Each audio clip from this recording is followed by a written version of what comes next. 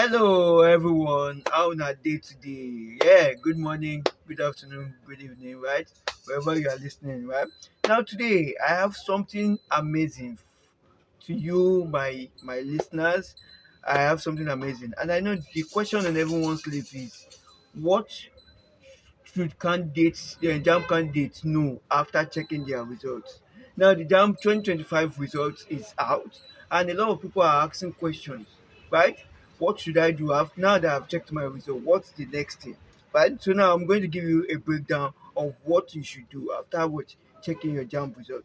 Now, now let's get into what today's details. Now the 2025 JAMB UTME results have been released. Why some candidates are counting their gains, why some candidates are happy, others are counting their losses. That's life basically. Now whether you feel your score is good enough or not, I'm going to give you a detail on what you should do after checking your JAMB result. Now based on experience, right? From previous years, right?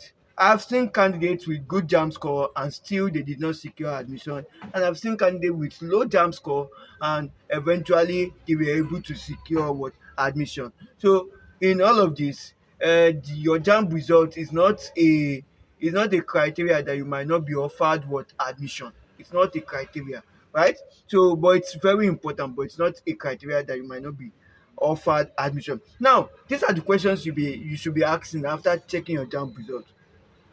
Question one: what is my school's cutoff mark? Now, what is my school's cutoff mark? Right? The institution, the university, what is their cutoff mark? Two: what is the cutoff mark for my intended course of study? That's the next thing. What is the cutoff mark for that course you want to study? Maybe engineering, law, education. What is that what intended cutoff mark, right? Now, number three, do I need a change of course or institution form? Do you need a change of course or institution form? That's if you are seeking admission into UNILAG, but you have gotten 190, it's not possible. Go and do your change of course form. And if you are interested and you want to do your change of course form, you can reach out to, just leave your comment leave your thoughts in the comment section.